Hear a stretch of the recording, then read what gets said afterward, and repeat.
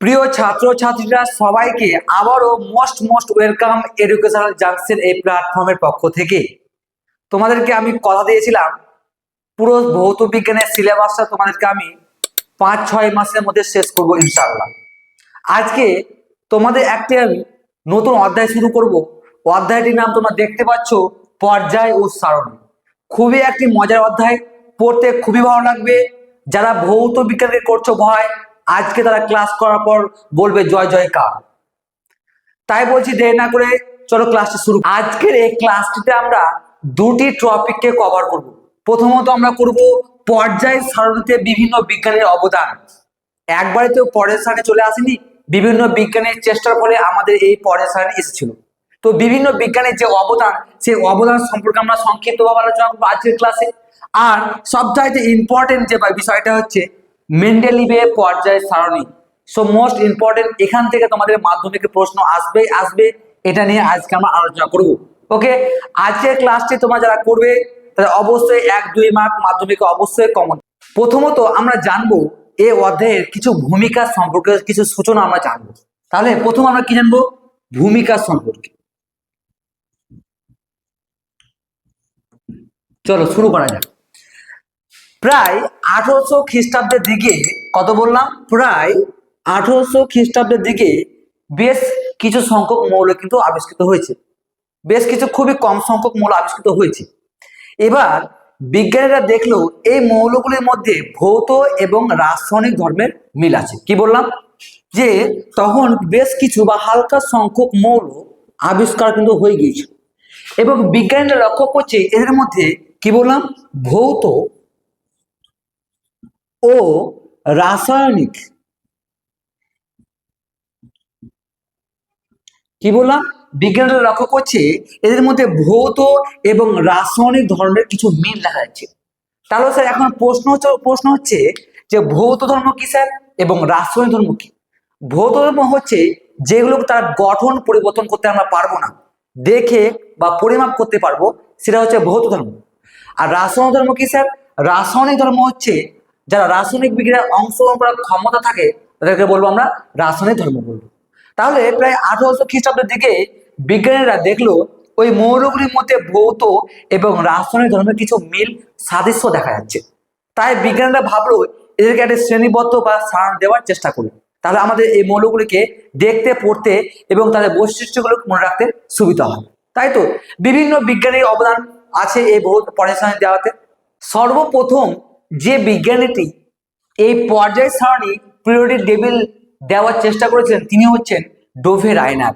তার ত্রয়ী সূত্রের মাধ্যমে একটি পর্যায় সারণী দেওয়ার চেষ্টা করেছিল। কি বলছে তার সূত্রে? বলছে যে রাসায়নিক ধর্মের মিল আছে, রাসায়নিক ধর্মের মিল আছে এমন 3টি করে মৌলকে নিলাম। কয়টি করে? 3টি করে মৌল, একদম 3টি করে মৌল। চলো রাসায়নিক ধর্মের মিল আছে, আমরা 3টি মৌলকে নিয়ে নিই। একটা লিথিয়াম, সোডিয়াম, তারপর হচ্ছে পটাশিয়াম। স্যার আমি কেমন করে বুঝবো স্যার এই 3টি মৌলের রাসায়নিক ধর্ম সেম মিল আছে? কেমন করে বুঝবো? দেখো, প্রথমে দেখবা লিথিয়াম, সোডিয়াম এবং পটাশিয়াম এদের কিন্তু যোজ্যতা সেম, একটি করে আছে। তাহলে যে সমস্ত মৌলগুলির যোজ্যতা সেম হবে দেখবা ওদের রাসায়নিক ধর্ম কিন্তু মিল আছে। ওকে, তাহলে ডোভে রায়নার কি বলছে? যে রাসায়নিক ধর্মের মিল আছে এমন 3টি করে মৌলকে নিতে বলছে এবং এই মৌলগুলিকে পারমাণবিক গুরুত্ব এবং এই মৌলগুলিকে পারমাণবিক গুরুত্বের উপর ভিত্তি করে ছোট থেকে বড় আকারে সাজাবো। কিসের উপর ভিত্তি করে? অনেকবার মাধ্যমিকের প্রশ্ন আসবে বা এসেছে, দেখবা তোমরা যে ডোভে রায়নার তার ত্রয়ী সূত্রে মৌলগুলোকে কিসের উপর ভিত্তি করে সাজিয়েছিল? তোমাকে বলতে হবে পারমাণবিক গুরুত্বের উপর ভিত্তি করে সাজিয়েছিল। তাহলে কি বলছে? যে রাসায়নিক ধর্মের মিল আছে এমন 3টি করে মৌলকে নিলাম এবং পারমাণবিক গুরুত্বের উপর ভিত্তি করে ছোট থেকে বড় আকারে মৌলগুলিকে সাজাবো। তাহলে লিথিয়ামে কত হবে? 7, সোডিয়ামে 23, পটাশিয়ামে 39। তাহলে আমরা কি করলাম? পারমাণবিক গুরুত্বের উপর ভিত্তি করে ছোট থেকে বড় আকারে মৌলগুলিকে সাজিয়ে ফেললাম। এবং তিনি বলছে যে মাঝের যে মৌলটির পারমাণবিক গুরুত্ব প্রথম এবং তৃতীয় মৌলের পারমাণবিক গুরুত্বের গড়ের সঙ্গে সমান হয়ে যাবে। মানে লিথিয়ামে এবং পটাশিয়ামে লিথিয়ামে এবং পটাশিয়ামে আমি গড় পারমাণবিক গুরুত্ব যে গড় বের করি, তাহলে কি সোডিয়ামের সঙ্গে সমান হবে। চলো ট্রাই করে দেখি। লিথিয়ামের কত 7 এবং পটাশিয়ামের কত 39। চলো গড় বের করি বাই 2 ইকুয়াল টু 46/2 কত আসছে 23। দেখো তো লিথিয়াম এবং এই পটাশিয়ামের গড়টা কিন্তু সোডিয়ামের সঙ্গে সমান আসছে না, 23, সোডিয়ামের 23। তাহলে তিনি কি বললো, এইভাবে একটা সূত্র দেওয়ার চেষ্টা করলো। তিনি কি বললো যে রাসায়নিক দ্রব্যে মিল আছে এমন 3টি করে মৌলকে নিয়ে নেবো আমরা এবং পারমাণবিক গুরুত্বের উপর ভিত্তি করে ছোট থেকে বড় আকারে সাজাবো। মাঝের মৌলটি পারমাণবিক গুরুত্ব প্রথম এবং তৃতীয় মৌলের পারমাণবিক গুরুত্ব গড়ের সঙ্গে সমান হবে। তিনি এভাবে একটি সূত্র দেওয়ার চেষ্টা করেছেন। পরীক্ষায় প্রশ্ন আসবে, আমি আবারও বলছি আসবে, যে ডোভেরাইনা তার মৌলগুলোকে কিসের উপর ভিত্তি করে সাজিয়েছিল? তোমাকে বলতে হবে এক কথায় পারমাণবিক গুরুত্বের উপর ভিত্তি করে তিনি মৌলগুলোকে সাজিয়েছিল। যারা মনে করছো যে স্যার এই যে সূত্রটা আমি খাতায় লিখবো, আমি স্ক্রিনে দিয়ে দিলাম, তোমরা পজ করে লিখে নিও, ঠিক আছে? তাহলে আমরা বুঝতে পারলাম যে রাসায়নিক ধর্মের মিল আছে এমন 3টি করে মৌলকে নিতে বলছে এবং পারমাণবিক গুরুত্বের উপর ভিত্তি করে মৌলগুলিকে ছোট থেকে বড় আকারে সাজাতে বলছে এবং বলছে যে মাঝের মৌলটির যে পারমাণবিক গুরুত্ব প্রথম এবং তৃতীয় মৌলের পারমাণবিক গুরুত্বের সঙ্গে সমান হবে। তা আমরা দেখলাম আমাদের লিথিয়াম এবং পটাশিয়ামের গড় বের করলাম 23 এবং সোডিয়ামের 23। এটা সেম আসছে না, সেম আসছে মানে তাহলে আমরা এইভাবে একটি পর্যায় সারণী দেওয়ার চেষ্টা করেছিল ডোভেরিনার। কিন্তু কপাল খারাপ, শেষ পর্যন্ত এই এই যে সূত্রটি কিন্তু গ্রহণযোগ্য হয়নি। স্যার কেন গ্রহণযোগ্য হয়নি? কারণ সামান্য কিছু মৌলের ক্ষেত্রে এই সূত্র অ্যাপ্লাই করতে পারছিলাম, সব মৌলের ক্ষেত্রে পারছিলাম না। তো যেহেতু সব মৌলের ক্ষেত্রে আমরা করতে পারছি না, তাই জন্য এই সূত্রটা আর কি গ্রহণযোগ্য হবে কি? অবশ্যই গ্রহণযোগ্য কিন্তু হবে না। ডোভেরাইনারের পরে যে বিজ্ঞানী একটি পর্যায় সারণী দেওয়ার চেষ্টা করেছেন তিনি হচ্ছেন নিউল্যান্ডস। তার কোন সূত্রের মাধ্যমে গো? তার অষ্টক সূত্রের মাধ্যমে। অষ্টক মানে কি? 8। অষ্টক সূত্রের মাধ্যমে একটি পর্যায় সারণী দেওয়ার চেষ্টা করেছিল। তিনি কি বলছে? তিনি বলছে ক্রমবর্ধমান মৌলগুলিকে, যে সমস্ত মৌলগুলো আবিষ্কৃত হয়েছিল সেই সমস্ত মৌলগুলিকে তার পারমাণবিক ভরের উপর ভিত্তি করে সাজাতে বলছে। কি বলছে?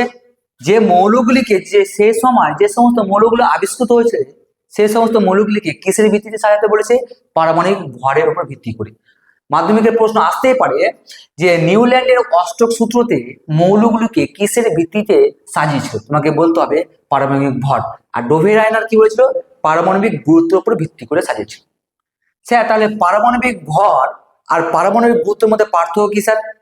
পারমাণবিক ভর হচ্ছে একটি পরমাণুর প্রকৃত ভর। কি বললাম? পারমাণবিক ভরটা কি? একটি পরমাণুর প্রকৃত ভর। আর পারমাণবিক গুরুত্ব হচ্ছে আপেক্ষিক ভর, গড়, আপেক্ষিক গড় ভর, অ্যাপ্রোপ্রিয়েট না, আপেক্ষিক গড় ভর। ওকে, বুঝতে পারলাম আমরা যে পারমাণবিক ভর এবং পারমাণবিক গুরুত্ব এর মধ্যে পার্থক্য কি? পারমাণবিক ভরটা হচ্ছে একটি পরমাণুর প্রকৃত ভর, আর পারমাণবিক গুরুত্ব হচ্ছে আপেক্ষিক গড় ভরটাকে আমরা বলতে পারি পারমাণবিক গুরুত্ব। তাহলে নিউল্যান্ডস মৌলগুলোকে কিসের ভিত্তিতে সাজিয়েছিল? পারমাণবিক ভরের উপর ভিত্তিতে সাজিয়েছিল। এবং সে বলছে যে কোনো একটা মৌল থেকে যে আমি কাউন্টিং শুরু করি, পরবর্তী অষ্টক যে মৌলটা আসবে প্রথম এবং অষ্টক মৌলটা হচ্ছে এদের ধর্ম, ভৌত এবং রাসায়নিক ধর্মের মধ্যে পুনরাবৃত্তি করছে, সাদৃশ্য আছে। তিনি একটা গানের মাধ্যমে বোঝানোর চেষ্টা করেছিল। চলো আমরা গানটা লিখি। সা রে গা মা পা ধা নি আবার সা, এইভাবে। চলো আমরা মৌলগুলোকে লিখি। হাইড্রোজেন, হিলিয়াম লিখবো, তখন কিন্তু হিলিয়াম নোবেল গ্যাস, নিষ্ক্রিয় গ্যাস কিন্তু আবিষ্কৃত হয়নি। Helium, lithium, beryllium, boron, carbon, nitrogen, oxygen, fluorine. তিনি কি বলছেন নিউল্যান্ডস? যে মৌলগুলিকে পারমাণবিক ভরের উপর ভিত্তি করে সাজাও এবং কোনো একটা মৌল থেকে তুমি কাউন্টিং শুরু করো। সাপোজ হলো আমি হাইড্রোজেন থেকে কাউন্টিং শুরু করলাম এবং কাউন্টিং করতে করতে পরবর্তী যে অষ্টক মৌলটা দেখো 1 2 3 4 5 6 7 8, প্রথম থেকে শুরু করে পরবর্তী অষ্টক মৌলটা, প্রথম মৌলটা এবং অষ্টক মৌলটা যেটা থাকবে এদের ধর্ম কি পুনরাবৃত্তি ঘটবে, অর্থাৎ এই ধর্মগুলোর মধ্যে সাদৃশ্য মিল দেখা যাবে। দেখো সা রে গা মা পা ধা নি আবার সা, তাই তো? সা রে গা মা পা ধা নি আবার সা, মানে এক কথায় যে প্রথম মৌলটা এবং 8 নম্বর মৌলটা ওর ধর্ম মিল আছে, সাদৃশ্য আছে, পুনরাবৃত্তি করবে। যদি আমি লিথিয়াম থেকে কাউন্টিং করা শুরু করি, 1 lithium, beryllium, boron, carbon, nitrogen, oxygen, fluorine, আবার সোডিয়াম। ওকে, তাহলে কি লিথিয়াম এবং সোডিয়াম এই যে ধর্ম দুটি মৌল আছে, মানে এই নিচে যতগুলো মৌল আসবে, এই নিচে যতগুলো মৌল আসবে, এই মৌলগুলির ধর্ম পুনরাবৃত্তি ঘটবে, অর্থাৎ এই মৌলগুলির মধ্যে একটি সাদৃশ্য মিল দেখা যাবে। এটা কে বলছে? এটা হচ্ছে নিউল্যান্ডস বলছে। কি বলছে?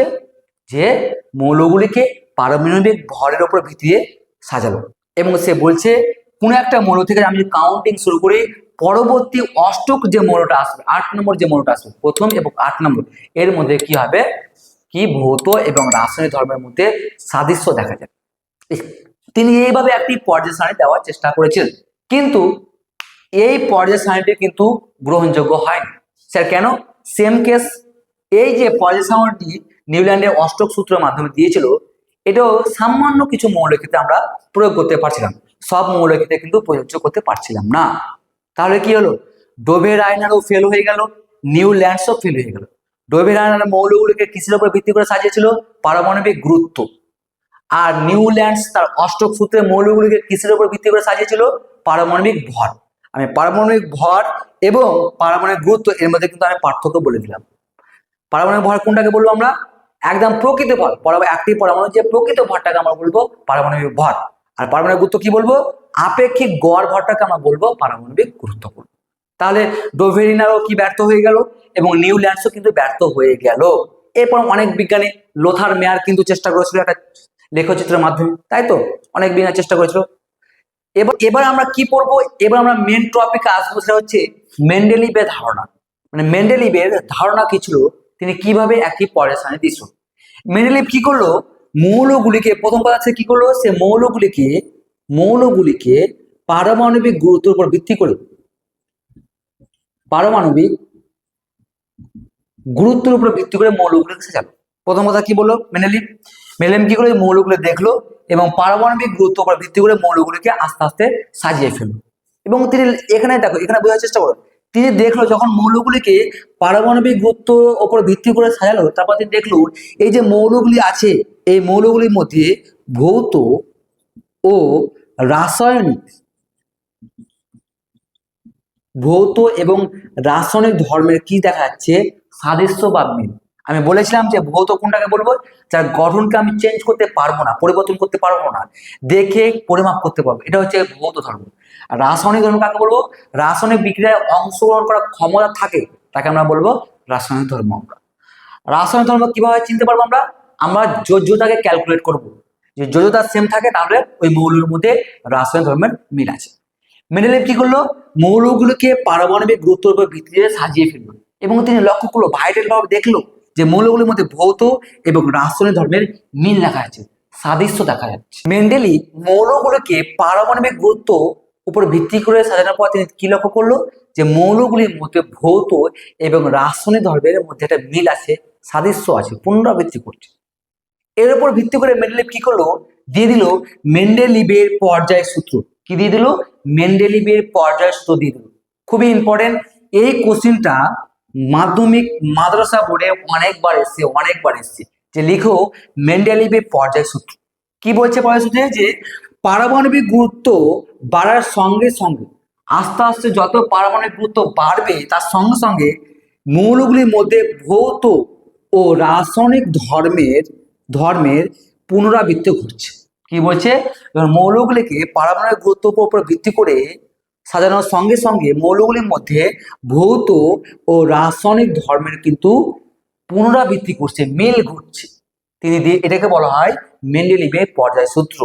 তোমরা লিখে নাও, তোমরা পজ করে তোমরা লিখে নাও এটাকে, যে পারমাণবিক গুরুত্ব বাড়ার সঙ্গে সঙ্গে মৌলগুলির মধ্যে ভৌত ও রাসায়নিক ধর্মের পুনরাবৃত্তি করছে, এটা হচ্ছে মেন্ডেলিভের পর্যায় সূত্র। আমরা দেখলাম মেন্ডেলিভের পর্যায় সূত্র সম্পর্কে আমরা দেখলাম, অবশ্যই তোমরা খাতা লিখে নিচ্ছ।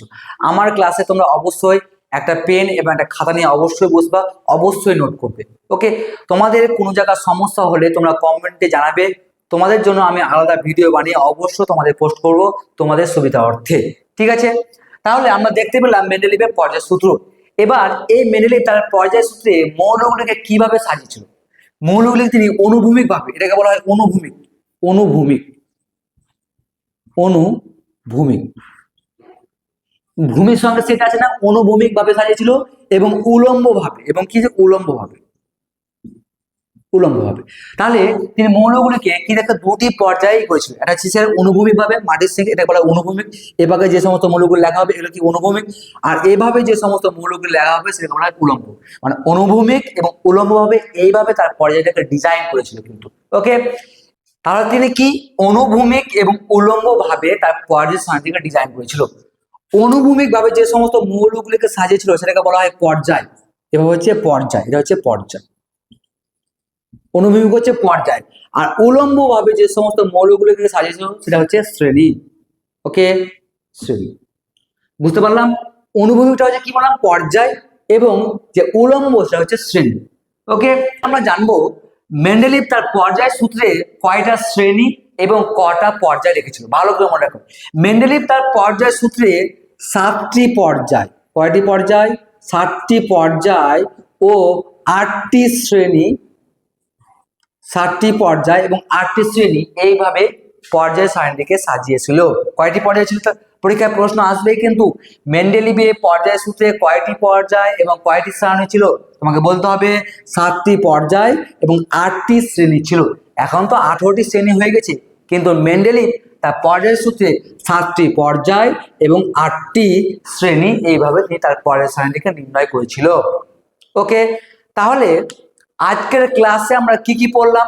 প্রথমে পড়লাম যে ডোভেরানায় তড়িৎ সূত্রটা, তারপরে পড়লাম নিউল্যান্ডের অষ্টক সূত্র, তারপর আমরা পড়লাম মেন্ডেলিভের পর্যায় সূত্র, সব থেকে ইম্পর্টেন্ট জায়গা টপিক, এবং লাস্টে আমরা পড়লাম মেন্ডেলিভের পর্যায় সূত্রে কয়টি পর্যায় এবং কয়টি শ্রেণী ছিল।